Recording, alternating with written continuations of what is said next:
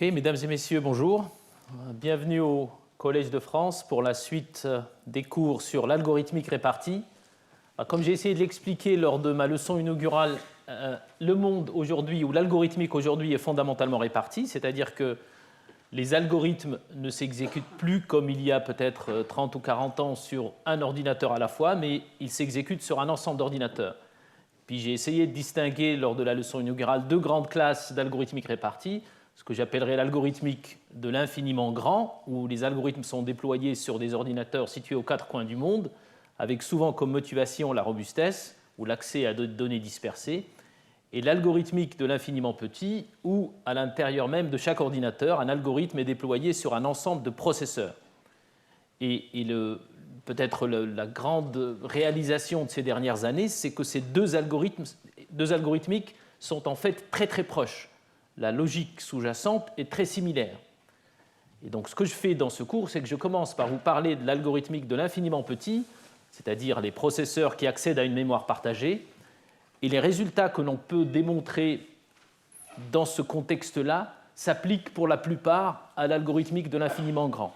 Donc ceux d'entre vous qui s'intéressent par exemple au blockchain ou à l'intelligence artificielle distribuée, etc., il faut être un tout petit peu patient. Vous verrez dans la suite des cours que beaucoup de ces résultats-là permettent de comprendre comment le Bitcoin devrait fonctionner ou ne devrait pas fonctionner, pourquoi il y a certaines erreurs ou pas. Donc je vais vous parler d'algorithmique de l'infiniment petit, et l'hypothèse qu'on fait en général, c'est qu'on a un ensemble de processeurs qui partagent une mémoire partagée, comme le nom l'indique. Alors ces processeurs-là sont typiquement dans une machine comme la mienne, voire sur un téléphone portable, puis ils doivent exécuter un certain nombre d'algorithmes. Alors le défi consiste de manière générale à prendre un programme informatique, un algorithme qui marche dans un contexte séquentiel sur un processeur unique et de se poser la question comment est-ce qu'on peut le mettre sur la mémoire partagée. Et parfois, il y a des surprises, et ces surprises consistent à démontrer que certains problèmes ne sont plus réalisables. On perd ce que j'ai appelé dans la leçon inaugurale l'universalité. Alors aujourd'hui, on reste encore dans du domaine du possible, et parfois c'est surprenant parce qu'il y a des choses qui paraissent très compliquées qu'on peut réussir à réaliser, et dans la suite des cours, vous verrez que très vite, on part vers des choses qui sont impossibles, et on est obligé de revoir les hypothèses qu'on fait. Donc, l'hypothèse ici, c'est qu'on a une mémoire partagée, et dans cette mémoire partagée, il y a des variables ou des zones mémoire sur lesquelles on peut stocker de l'information et retrouver de l'information. Et le nom consacré, parce que hérité du matériel informatique, c'est ce qu'on appelle des registres. Donc le registre, c'est, pensez-y, comme une variable qui contient une donnée qu'on peut lire ou écrire. Alors, le point de départ, comme je vous ai dit, c'est la spécification séquentielle, le comportement séquentiel de cette variable partagée, la lecture qui retourne la valeur du registre. Pour simplifier la présentation, je suppose que le registre contient une variable x qui ne peut être qu'un entier, et l'écriture dans cette variable consiste à mettre à jour x avec v. Donc on peut difficilement imaginer programme ou algorithme informatique plus simple. Et la grande question, c'est si on dispose de ce genre de choses, quel genre d'algorithme on peut réaliser, quel genre de problème on peut résoudre. Alors, ce qu'on suppose de ces registres-là, c'est qu'ils sont atomiques. Et j'ai expliqué la semaine dernière que même si dans la réalité de la construction informatique, ces registres ne sont pas toujours atomiques, on peut simuler des registres atomiques. J'ai présenté un ensemble d'algorithmes qui permettent d'arriver, en partant de registres très simples qui ne garantissent pas grand-chose, à des registres qui sont atomiques. Alors, atomique, ça veut dire quoi? Intuitivement, ça veut dire que même si les processeurs accèdent à chacune de ces variables partagées de manière concurrente, les variables partagées, et en tout cas l'algorithme qu'on a mis en œuvre sur ces variables partagées, se comporte ou donne l'illusion que la variable est atomique, c'est-à-dire que les processeurs y accèdent l'un après l'autre. Alors ce point noir ici s'appelle le point de linéarisation.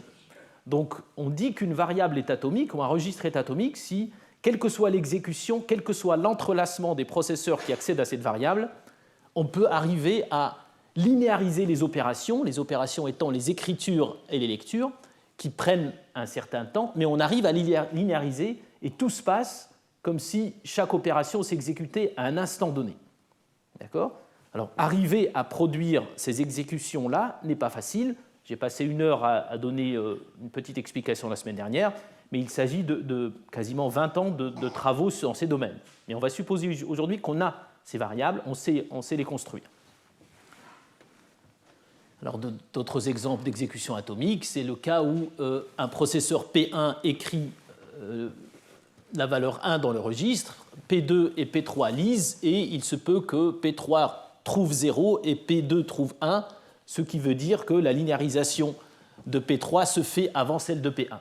D'accord ? Donc atomicité signifie qu'il existe un point de linéarisation. J'espère que je ne vous ai pas encore perdu. Et la grande question, c'est, étant donné ces variables, quels algorithmes on peut exécuter ? Alors on parle parfois d'objets qu'on peut mettre en œuvre, parce qu'on part toujours d'une spécification séquentielle d'un objet, puis on dit est-ce qu'on peut arriver à le mettre en œuvre sur un processeur, une machine multiprocesseur communiquant par des registres. Donc ça, c'est la question que je vais traiter aujourd'hui. Et la suite, après mon cours, il y aura un séminaire par professeur Agit Attia qui va vous aller dans la même direction. Puis la semaine prochaine, je vous parlerai de ce qu'on ne peut pas faire.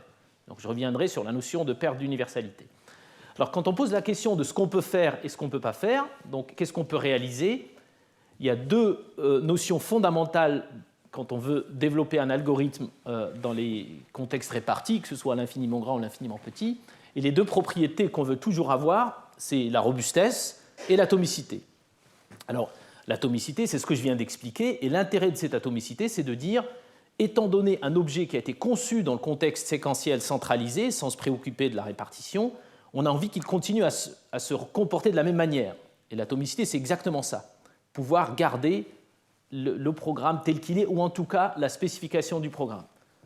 Et c'est la clé pour pouvoir appliquer tout un tas de techniques dont vous parlera, j'imagine, Xavier Leroy pendant l'année qui vient, de techniques de vérification, de tests, etc., qui ont été conçues dans le contexte séquentiel. Donc l'atomicité est très importante. L'atomicité est une propriété de sûreté, parce qu'elle a tendance à dire ceci est interdit, ceci est interdit, ceci est interdit. Le nombre de possibilités est limité. Et l'autre propriété qu'on va assurer, c'est une propriété de robustesse qui, dans le contexte de la mémoire partagée, s'appelle weight-free, que je traduirai par sans attente. Et l'intuition ici, c'est que si on dispose d'une machine avec un grand nombre de processeurs, la pire chose qui puisse arriver, c'est de faire attendre, dans une machine à 128 processeurs, 127 processeurs qui en attendent un. Donc ça, c'est très mauvais. Et la propriété de weight freedom, qui est ici la robustesse, signifie qu'il ne faut jamais être dans cette situation-là. Et ça, c'est une propriété de vivacité parce qu'elle dit ceci doit se produire. Et en particulier, quel que soit le processeur du système, s'il invoque une opération lire ou écrire, il faut qu'il obtienne une réponse. Il faut que son opération se termine, quel que soit l'état des autres. Donc quand on pose la question en algorithmique répartie, qu'est-ce qui est possible, on devrait toujours dire qu'est-ce qui est possible de manière robuste et atomique, ou weight-free et atomique. Ces 2 choses sont très importantes. Autrement, les mises en œuvre sont triviales. Et le premier objet qu'on va essayer de mettre en œuvre, on va poser la question comment est-ce qu'on arrive à le mettre en œuvre, c'est un objet que tout le monde utilise en informatique et ailleurs, c'est un compteur. Donc, dans la plupart des algorithmes aujourd'hui, à un moment donné, les processeurs ou les ordinateurs doivent compter. Ils doivent se mettre d'accord parfois sur à quel nombre on est arrivé, mais ils doivent compter. Et je vais partir d'une spécification très simple d'un compteur, et vous allez voir par la suite que c'est une spécification parfois trop simple, mais pour l'instant, ça va être suffisant pour expliquer certains concepts. Un compteur, c'est, au même titre qu'un registre, un objet qui stocke une valeur, un x, qui est un entier, et cette fois, au lieu de lire et d'écrire, on va lire et incrémenter. Donc l'opération de modification ne va pas consister à écraser la valeur d'avant avec une nouvelle valeur, mais à incrémenter le compteur. Et en informatique en général et en informatique répartie en particulier, on utilise énormément ces compteurs. Et là, la question, c'est est-ce qu'on arrive à mettre en œuvre un compteur dans une mémoire, dans une machine multiprocesseur avec une mémoire partagée sur laquelle on peut lire et écrire. Et je vais commencer par une mise en œuvre. Alors, juste bien expliquer ce qu'on veut. On veut que cet objet soit atomique, c'est-à-dire que, quel que soit l'entrelacement des processeurs, on arrive toujours à trouver ce point noir qui est le point de linéarisation auquel on peut ramener l'opération qui a été exécutée. Si par exemple le processeur P1, alors rappelez-vous de ces dessins, hein, le temps part de gauche à droite, de votre gauche à votre droite. On a deux opérations concurrentes, elles s'entrelacent, deux incrémentations. Ben, celui qui vient lire plus tard, il faut qu'il trouve un 2. S'il trouve un 3, ce n'est pas normal, ce n'est pas atomique. S'il trouve un 1, ce n'est pas normal, ce n'est pas atomique. Donc l'intuition, c'est ça qu'on veut. Et on dispose de registres qu'on peut lire et écrire. Alors, une première mise en œuvre, en tout cas à laquelle parfois certains de mes étudiants pensent quand ils ne connaissent pas encore ce domaine, ils se disent il n'y a qu'à partager un registre, et puis quand on veut incrémenter le registre, chaque processeur lit la valeur du registre, la valeur actuelle, supposons qu'elle soit initialisée à 0, il la lit, donc l'opération, normalement j'ai un petit bit, voilà. Donc il lit la valeur du registre, si elle est 0, il l'incrémente, donc ça c'est le code exécuté par chaque processeur, il met le résultat dans une variable temporaire, incrémentée, et puis il l'écrit en écrasant la valeur ancienne. Ça a l'air de très bien fonctionner. Et puis celui qui veut lire la valeur du compteur, il utilise le registre dans lequel on a stocké la valeur et il lit. Donc ce qu'on est en train de faire ici, c'est de mettre en œuvre un compteur avec un registre, un seul. Alors ceux qui connaissent un peu d'algorithmique concurrente et répartie voient très bien que ça ne marche pas, parce qu'il y a des situations qui peuvent se produire qui violent l'atomicité. Alors la robustesse n'est pas violée parce que si on suppose que le registre que l'on utilise est lui sans attente et robuste, le compteur sera sans attente et robuste. Chaque lecture va se terminer, chaque écriture va se terminer. Par contre, on peut avoir des situations où on viole l'atomicité, c'est assez simple de s'en apercevoir. Dans ce contexte ici, il se peut très bien que P1 et P3 incrémentent en même temps et exécutent l'algorithme que je viens de présenter les deux en même temps. Les deux lisent la valeur du registre. Si on suppose qu'elle est à 0, ils l'incrémentent, ils la mettent dans la valeur temp, qui est une variable locale à chacun. Et quand ils écrivent à la fin de leurs opérations, les deux écrivent 1. Donc le lecteur retourne 1, qui n'est évidemment pas atomique. Donc j'espère que jusque-là, tout le monde est d'accord que ce n'est pas du tout le genre d'exécution on s'attend, parce qu'on a violé quelque part la spécification séquentielle de l'objet initial. Et la question ici, la situation peut être bien pire. Ici, on en a 2 et le lecteur retourne 1. Certains d'entre vous pourraient dire, mais ce n'est pas très grave si de temps en temps on perd une valeur d'incrémentation. Mais imaginez que vous en ayez des centaines. Il se peut très bien qu'il y ait des centaines de processeurs qui sont en train d'incrémenter des compteurs, par exemple pour définir la primalité d'un nombre, par exemple. Et puis un de ces processeurs-là effectue cette opération, et cette opération lui prend beaucoup de temps. Les processeurs sont supposés être asynchrones, donc il peut très bien lire la valeur du compteur qui soit 0, et pendant ce temps-là, les autres ont beaucoup avancé, et celui-là se réveille à un moment donné et écrit la valeur 1. Donc quand bien même les autres auraient pu arriver à la valeur 3000 ou 4000 ou 5000, celui-là pourrait les ramener à la valeur 1 en exécutant cet algorithme-là. Donc violer l'atomicité, c'est jamais bon. Alors comment est-ce qu'on peut garantir l'atomicité ?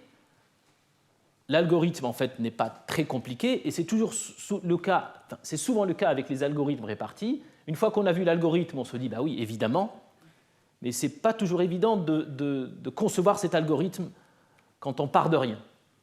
Alors, l'idée de la conception d'un algorithme qui met en œuvre un compteur atomique et sans attente consiste à ne pas utiliser un registre, mais à en utiliser n étant le nombre total de processeurs dans le système. Donc si on est une centaine, on va être une centaine à utiliser des registres.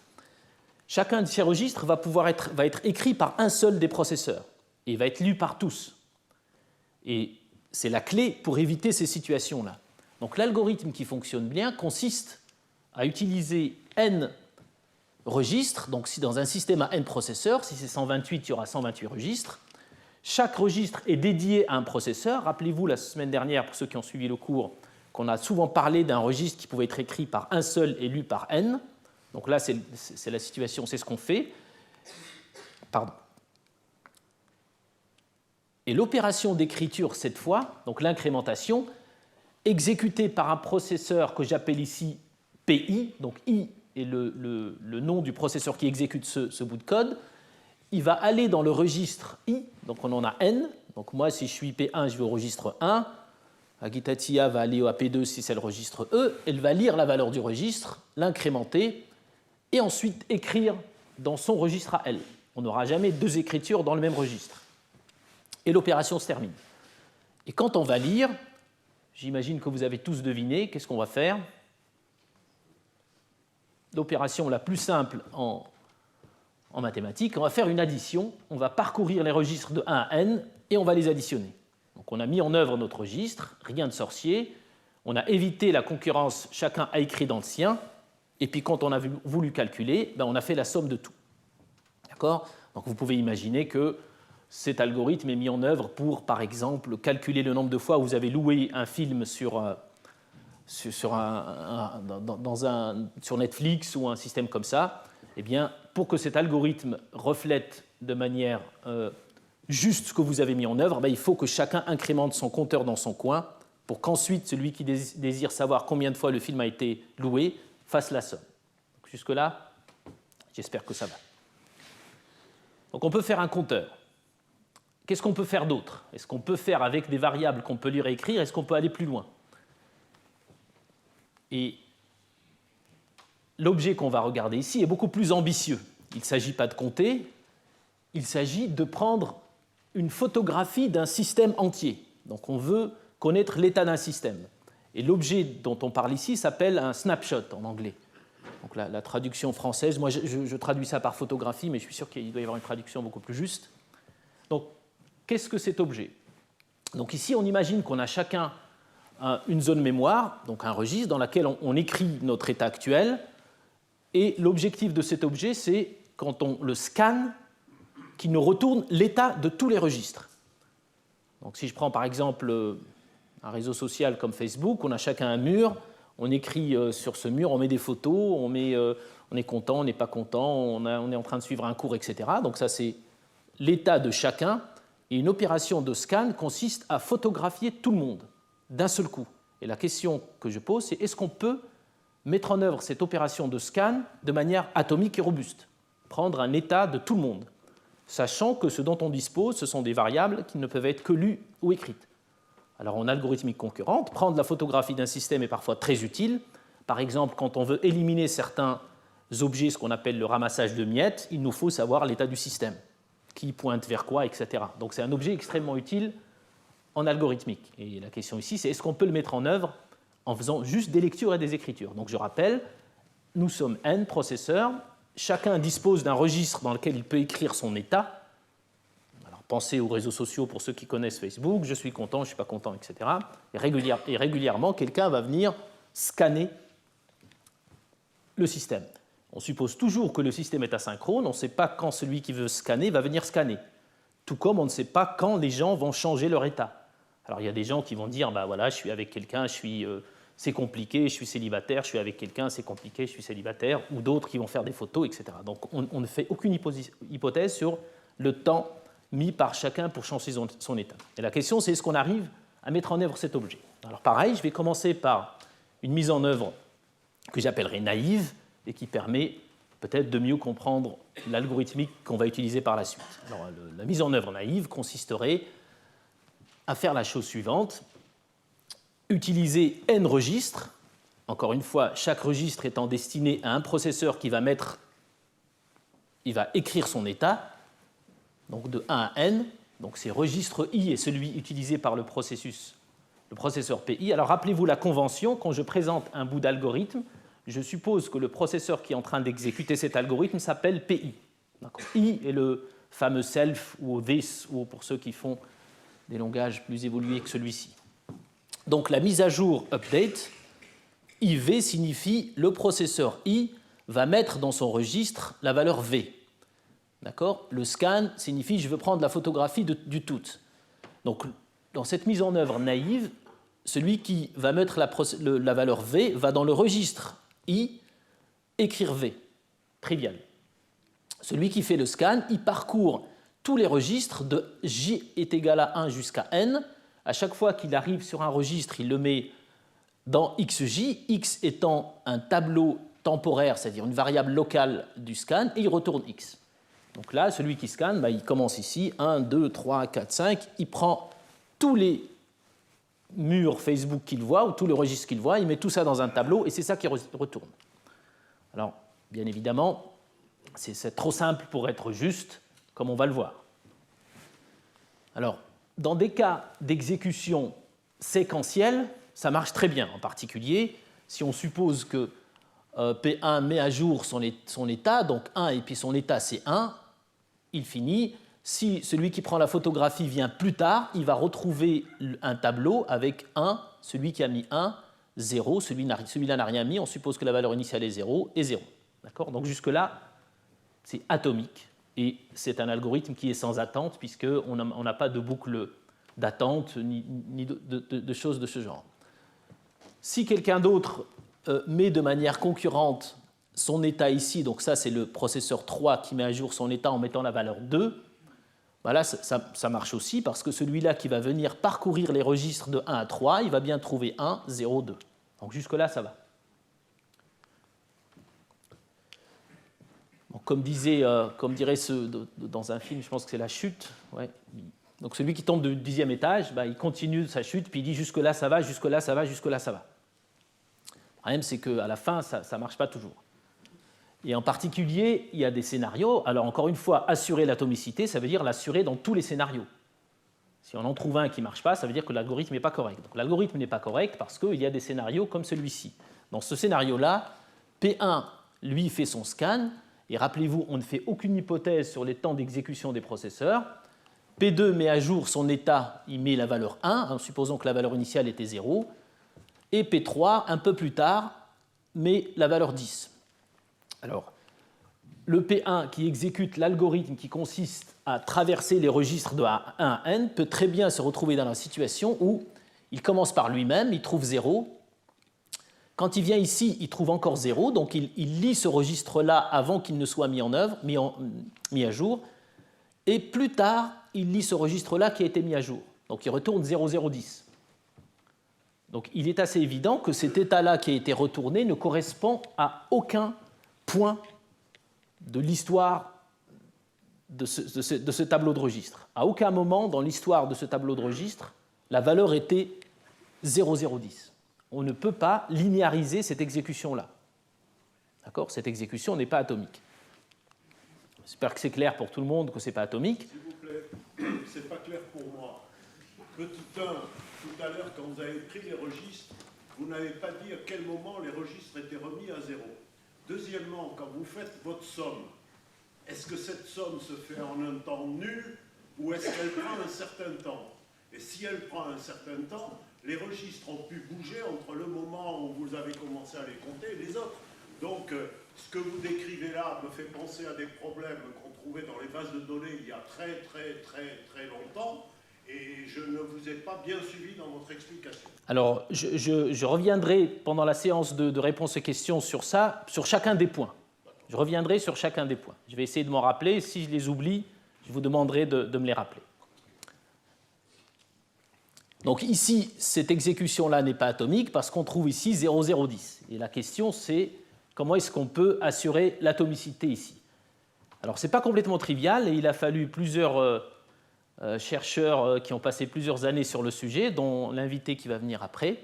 Donc, ils ont passé quelques années là-dessus. Encore une fois, quand vous allez voir l'algorithme, vous allez vous dire, bah oui, c'est évident, mais croyez-moi, avant de le faire, ce n'était pas du tout évident. Et les gens pensaient même que c'était impossible. Donc, je vais y aller petit à petit pour expliquer comment on peut quand même arriver à faire une photographie atomique de cette exécution.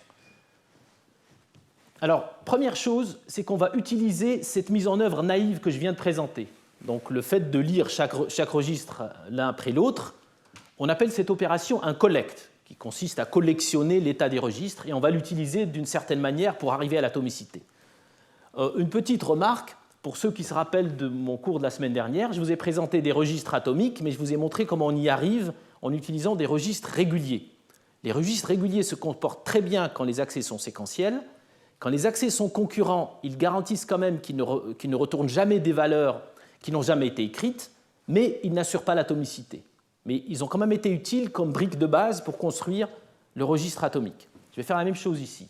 L'opération de collect, qui n'est pas atomique, mais qui quand même parcourt tout le registre, je vais l'utiliser comme étant une espèce de snapshot que j'appellerais peut-être régulière. Ce n'est pas ça qui est important. Ce qui est important, c'est que je vais utiliser ce collect.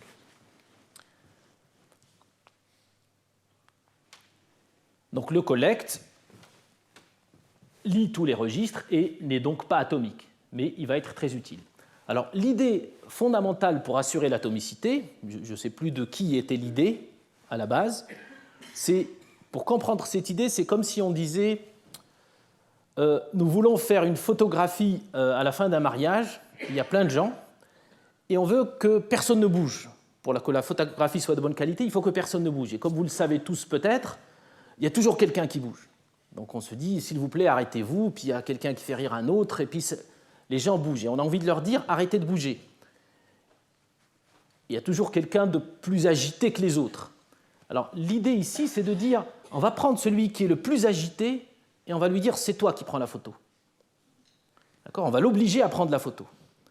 Et on va prendre le plus agité. Et celui-là, il est tellement agité qu'il va prendre une photo vite, rapide, qui va du coup être de telle sorte que les autres n'auront pas bougé pendant que lui a pris la photo. Donc c'est l'intuition.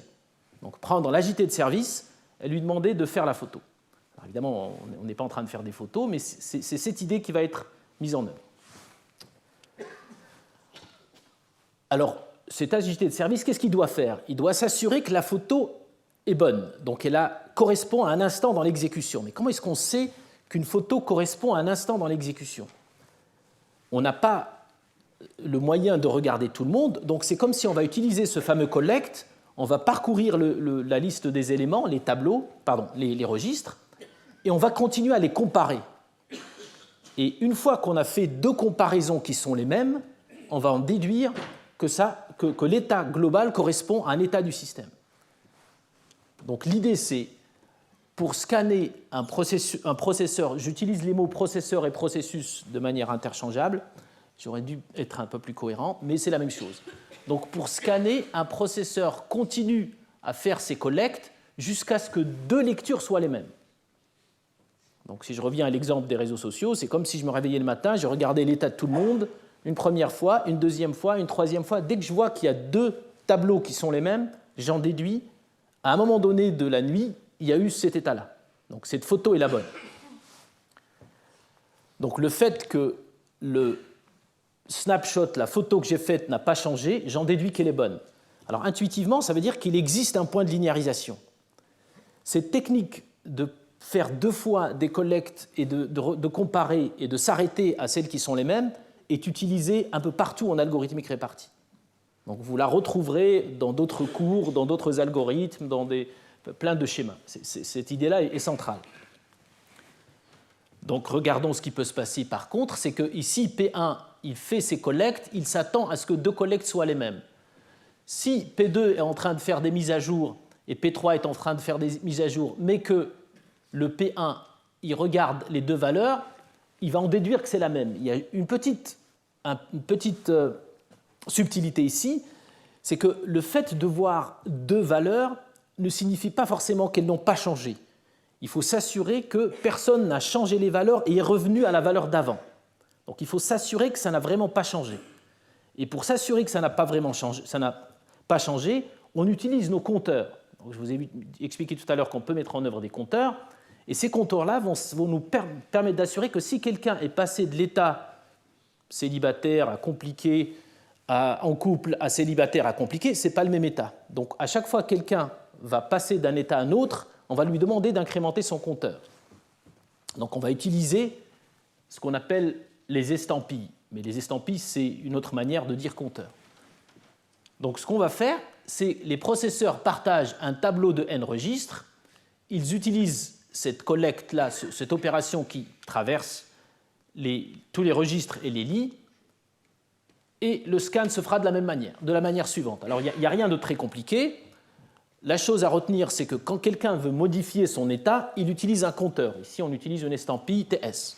Donc quand quelqu'un écrit son état, il met le numéro du changement. Donc TS démarre à 0, on suppose, et elle continue à augmenter. Donc si je passe de l'état 1 à l'état 2, je mets que c'est un nouvel état en incrémentant mon compteur. Je continue, j'incrémente mon compteur.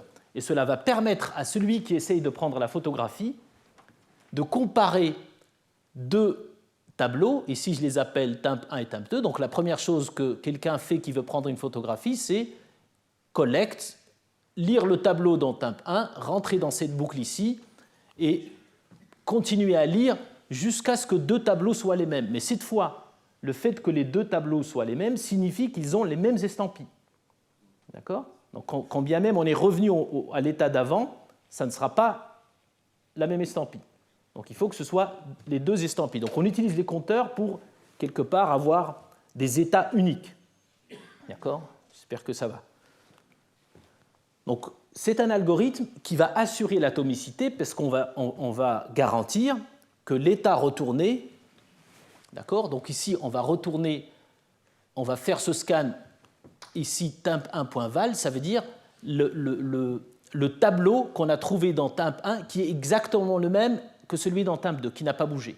Donc cet état-là sera un état atomique. Alors je ne vais pas donner la preuve ici, elle n'est pas hyper compliquée, elle est un petit peu subtile, mais elle n'est pas hyper compliquée, mais on peut montrer que c'est atomique. Par contre, ce qu'on a fait, qui est dangereux en général en algorithmique concurrente, c'est qu'on a mis cette boucle-là qui va continuer à comparer des tableaux jusqu'à ce que deux soient les mêmes.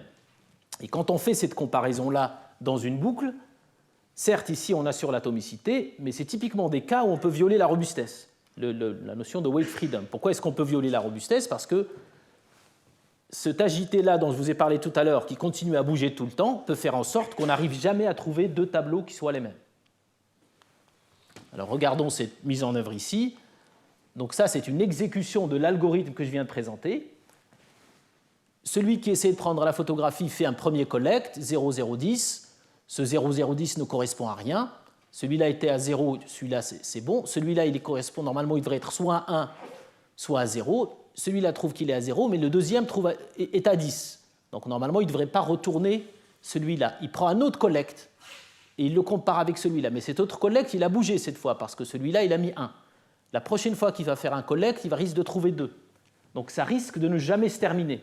Donc encore une fois, c'est comme si j'essaye de comparer deux tableaux de registres qui correspondent à vos murs Facebook et quelqu'un n'arrête pas de modifier son état.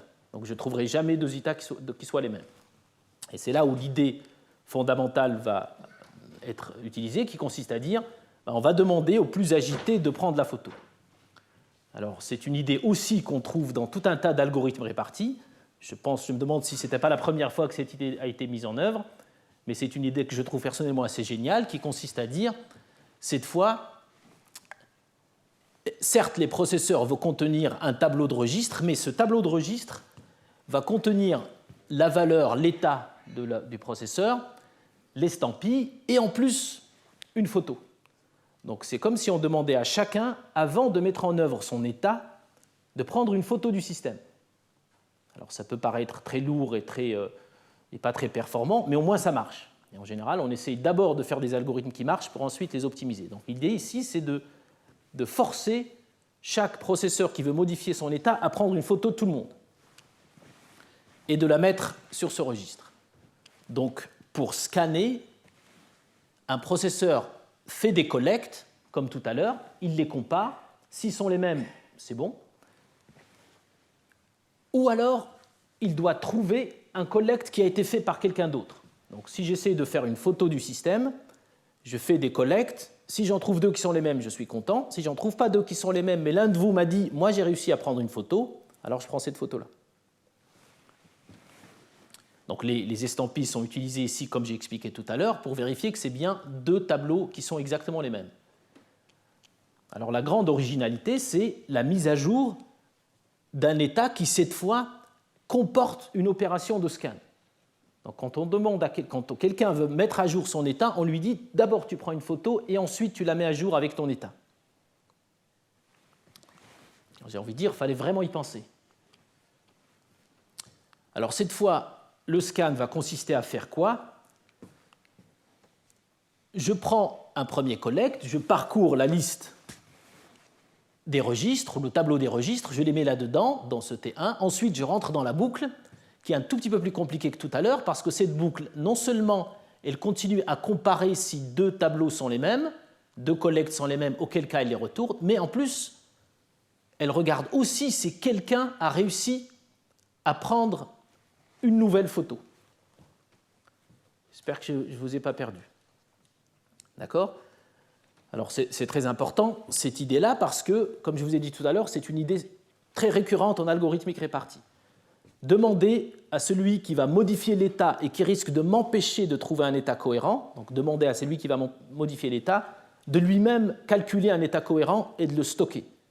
Comme ça, s'il m'empêche de trouver un état cohérent, alors au moins lui, il va en avoir un, puis je vais le prendre.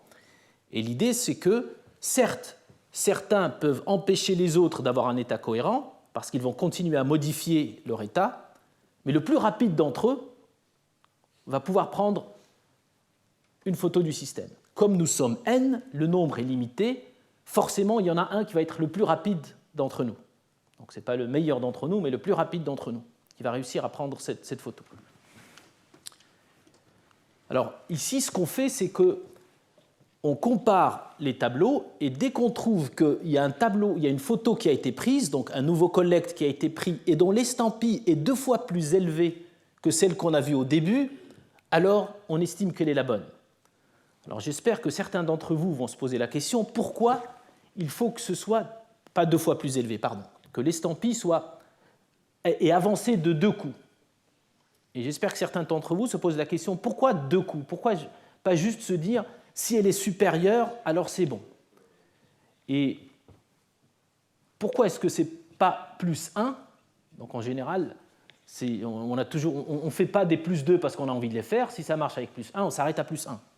Donc pourquoi plus 2? Parce que quelqu'un aurait pu mettre à jour son état avant-hier, prendre une photo du système, et au moment où il va écrire la photo du système, il s'endort.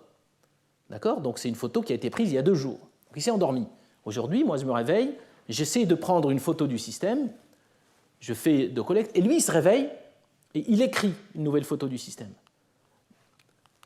Donc s'il écrit une nouvelle photo du système, l'estampille que je lis moi sera plus 1 par rapport à celle que j'ai lue en commençant mon exécution. Donc je commence, elle est à 2 par exemple, lui il se réveille, il écrit, je vois que l'estampille a augmenté, ça fait plus 1. Donc ce n'est pas une bonne estampille, ce n'est pas un bon état. Le bon état sera celui qui a été pris, la photo a été prise après mon démarrage. Et le plus 2 ici est crucial. J'espère que ça va. Si vous avez des questions, je peux revenir plus tard. Mais c'est des petites subtilités qui assurent que l'état qui a été pris, que je suis en train de revenir, a été pris après le moment où j'ai démarré.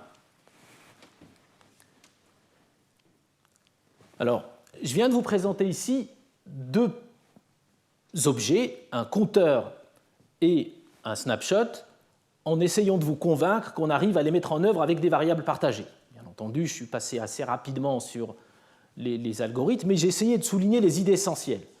Ceux d'entre vous qui sont sceptiques, j'espère qu'il y en aura, ils peuvent aller consulter les algorithmes plus en détail, voir pourquoi ils marchent, comment est-ce qu'on prouve qu'ils sont sans attente, ce n'est pas complètement trivial, comment on prouve qu'ils sont atomiques, qu'il y a des points de linéarisation, etc. Donc vous n'avez pas de choix ici, vous devez me croire, quitte à aller ensuite creuser. Alors maintenant, j'aimerais revenir sur une hypothèse qui a été faite depuis le début de ce cours et la semaine dernière, mais qui vaut la peine, je pense, aujourd'hui d'être soulignée, c'est ce qu'on appelle l'anonymat. Ici, on suppose qu'on a n processeurs. Chaque processeur a une identité, P1, P2, P3, P4, etc., jusqu'à Pn, et chaque processeur divulgue son identité. Alors pourquoi est-ce qu'il divulgue son identité? Parce qu'il va écrire sur le registre P1 ou P2 ou P3.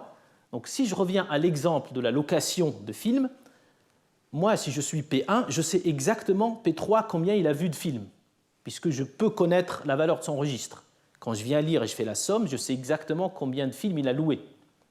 Alors si c'est des films documentaires sur Arte, ce n'est pas embarrassant. Mais peut-être qu'il y en a d'autres où les gens n'ont pas forcément envie de dire « je l'ai loué 50 fois ».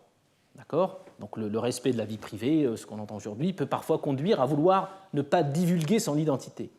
Et une sous-branche de l'algorithmique répartie se pose la question, est-ce qu'on peut quand même arriver à faire en sorte qu'on fait des calculs répartis, à faire des calculs répartis sans divulguer l'identité des processeurs? Et j'aimerais m'arrêter sur les 2 exemples que je viens de vous donner pour poser cette question et voir comment, en enlevant cette hypothèse, le jeu devient, je ne dirais pas plus intéressant, mais différent. Alors je vais prendre des exemples, encore une fois, très simples, et je vais revenir à l'exemple du compteur. Donc rappelez-vous, le compteur consistait à incrémenter, chacun incrémente son registre, et celui qui veut lire la valeur du compteur fait la somme. D'accord ? Donc, mais le problème, c'est que si je mets à jour mon registre à chaque fois que je loue le film, tout le monde sait exactement le nombre de fois que j'ai loué. Et la question que je pose ici, c'est est-ce qu'on arrive à mettre en œuvre un compteur sans divulguer notre identité ? Comment est-ce qu'on peut arriver à le faire ? Et là, ce n'est pas non plus complètement trivial. C'est trivial a posteriori. Mais si vous y réfléchissez un peu, vous dites comment est-ce qu'on va pouvoir faire la somme de nombres sans avoir la concurrence, mais en même temps sans que chacun ne garde son petit espace mémoire dans lequel il va écrire. À partir du moment où il l'a gardé, on saura qui est qui. Garder l'anonymat ici signifie qu'à aucun moment je peux savoir si c'est P3 qui a loué, ou c'est P4 qui a loué, ou c'est P5. Quelqu'un a loué, certes, puisque la valeur du compteur est à 36, mais je ne sais pas qui. Et il se trouve qu'on peut mettre en œuvre les deux objets dont je viens de vous parler, tout en préservant l'anonymat. Et ça donne, encore une fois, d'autres idées d'algorithmes qui sont aussi utilisées ailleurs pour ce qu'on appelle la préservation de la vie privée en algorithmique répartie. Donc je vais vous donner un premier exemple. J'ai simplifié ici, j'ai mis l'incrémentation et la lecture en même temps. Vous devez aussi me croire, ça revient en même. Donc, pour mettre en œuvre, pour compter sans divulguer son identité, on va utiliser une technique qui peut paraître étrange, qui va consister à dire, on va supposer un tableau infini, en tout cas en théorie, infini de registres. Tous ces registres sont à 0 à la base. Quand je veux incrémenter mon compteur, qui est à la base à 0, je vais chercher un endroit libre dans ce tableau infini. Si le premier endroit libre signifie qui est égal à 0. Donc je regarde. Si je veux incrémenter pour la première fois, je vais à la première case du tableau de registre, je mets 1. Ça veut dire que mon compteur est à 1. Si je vais ensuite incrémenter plus tard, je reviens, je lis ce tableau infini de registres. Le premier est déjà pris, je vais au second. Je mets 1. Si je veux incrémenter plus tard, j'irai au troisième, je mets 1. J'espère que vous me suivez. C'est comme si je viens dans cette salle, je regarde les places libres de 1 jusqu'à n, et dès que j'en trouve une libre, la cinquième, je dis mon compteur a la valeur 5. Et je mets quelque chose, je la remplis en mettant 1 dedans. Personne ne sait si quelqu'un est venu louer des films 3 fois, ou 10 fois, ou 15 fois. On ne sait pas, puisque aucune case mémoire n'est associée à un processeur. J'espère que ça va. Évidemment, ça pose un problème. Ça pose un problème qui ressemble au problème dont j'ai parlé tout à l'heure avec les snapshots, parce que si quelqu'un est en train de louer des films très rapidement et de remplir toutes les cases du compteur infini, celui qui met plus de temps à exécuter ces opérations n'arrivera jamais à trouver un siège libre, il ne trouvera jamais un registre de libre, c'est-à-dire un registre égal à 0. J'espère que vous en êtes un petit peu convaincus. Comment est-ce qu'on va faire ? Comment est-ce qu'on va faire en sorte quand même de garantir la propriété de sans attente ou de robustesse, qui signifie, rappelez-vous, n'importe quel processeur, quelle que soit sa vitesse, doit pouvoir terminer son opération. Autrement dit, doit trouver une place libre. Alors là, les techniques utilisées en algorithmique répartie consistent à dire qu'il faut s'entraider, mais aider des gens qu'on ne connaît pas, parce qu'ils préservent leur anonymat, n'est pas trivial. Alors ce qu'on va faire ici dans cette mise en œuvre, c'est qu'on va utiliser l'idée qui a été utilisée pour les snapshots tout à l'heure, qui consiste à dire on va demander à celui qui a trouvé une place libre et qui a mis en œuvre son compteur d'écrire quelque part le compteur est à 5, sans dire qui il est, ou le compteur est à 6, ou le compteur est à 7.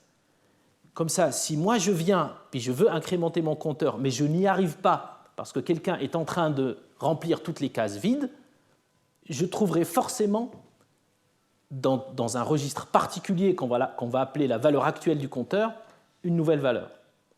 J'espère que je ne vous ai pas perdu. D'accord ? Donc c'est comme si on avait un siège particulier. Tous ceux qui viennent incrémenter le compteur cherchent un siège vide. Dès qu'ils ont trouvé, par exemple, le 15e, ils viennent écrire la valeur 15 dans ce siège particulier. Puis ils s'en vont. Ils ne disent pas qui ils sont, mais ils écrivent la valeur 15. Donc si moi je rentre ensuite et je cherche une place libre, je vois que ce siège-là est en train de changer, parce que quelqu'un est en train de prendre, lui, les places libres. Eh bien, je vais utiliser ce siège-là pour me dire, là, c'est une bonne valeur du compteur. Mais il faut que ce siège change. Combien de fois il doit changer ? Alors, cette fois, ce n'est pas 2 fois, parce que ça peut être le même, n fois. Donc, une fois que ce siège change n fois, je saurai que quelqu'un l'a changé 2 fois. Je vous donne encore juste l'idée intuitive. Je vous invite à creuser ces algorithmes. Il n'y a pas besoin de bouquins ni de trucs. Vous allez juste chez vous, vous dites je veux incrémenter un compteur, j'ai des cases mémoire, comment je fais, etc. Il n'y a pas besoin de mathématiques sophistiquées, ni de connaître les systèmes d'exploitation, ni rien. C'est souvent de la logique du premier ordre assez élémentaire. Donc l'algorithme qui fonctionne consiste à utiliser un registre particulier que j'appelle L, donc cette fameuse chaise particulière dans laquelle on va mettre les valeurs. Soit je trouve un siège libre, soit je n'arrive pas à trouver un siège libre parce que quelqu'un est en train d'incrémenter le compteur, et du coup, régulièrement, je vais voir ce siège L pour voir s'il a changé. Et s'il a changé, ça veut dire que quelqu'un est en train de prendre des nouvelles valeurs du compteur. S'il a changé n fois, alors je suis content, je garde cette valeur. Une fois qu'on a mis en œuvre un compteur, ce qui est intéressant ici, c'est qu'on peut mettre en œuvre le fameux snapshot ou la photographie d'un système, encore une fois anonyme. Alors si le système anonyme, vous allez me dire, mais prenez votre exemple de réseaux sociaux, chacun a sa page et divulgue forcément son identité. Mais imaginons un scénario légèrement différent où cette fois, ce n'est pas les pages Facebook de chacun, mais par exemple des groupes ou des groupes d'intérêt culturel, etc., et que chacun puisse aller écrire dans ces groupes-là. Donc on ne connaît pas l'identité des gens, mais c'est un ensemble de pages et on a envie de prendre une photographie de ces pages-là. Donc il faut changer la spécification de l'objet qu'on veut mettre en œuvre, et cette fois, la seule différence, c'est que celui qui va mettre en œuvre, qui va mettre à jour I, n'est pas forcément PI, ça peut être n'importe qui. Donc on a un ensemble de registres, 1, 2, 3, 4, 5 jusqu'à K, et n'importe qui peut aller modifier 1, 2, 3 jusqu'à K. D'accord ? Donc il faut que la spécification de l'objet soit elle-même anonyme. C'est ce que je viens de faire ici. Une fois que cette spécification est anonyme, on a créé un objet intéressant qui va nous donner l'état d'un système qui n'est pas associé à l'état des processeurs. Du coup, on ne peut pas en déduire l'état des processeurs. Et ce qui est intéressant, c'est qu'on peut mettre en œuvre cet objet-là, qui est une photographie du système, en utilisant les compteurs anonymes que je viens de vous présenter, qui est tout aussi anonyme. Donc prendre en compte, réussir à mettre en œuvre un logiciel ou un algorithme qui nous donne l'état d'un système en utilisant des variables qui ne peuvent être que lues et modifiées de manière anonyme est quelque chose qui était complètement pensé impossible il y a même 10 ans ou 15 ans. C'était quelque chose qui était considéré... Les gens pensaient que c'était impossible de réaliser ça. Et en fait, on le réalise parce qu'on arrive à mettre en œuvre des idées qui ont été utilisées pour mettre en œuvre les premiers compteurs, les premières snapshots, on rajoute quelques idées venues d'ailleurs, etc. Et on arrive à mettre en œuvre des objets très très puissants juste avec une mémoire partagée. Et comme vous allez le voir dans d'autres cours, une fois qu'on a réussi ceci, on peut mettre en œuvre ce genre d'objets sur des grands réseaux communiquant sur Internet, etc. Donc je reviendrai sur ce genre de choses plus tard. Donc je vous remercie de votre attention et je vais ouvrir le bal d'opportunité à des questions auxquelles je répondrai. Et je vous suggère ensuite de prendre 5 minutes de pause avant la prochaine présentation du professeur Attia qui a conçu l'un des algorithmes que j'ai présenté ici, en particulier l'algorithme de snapshot.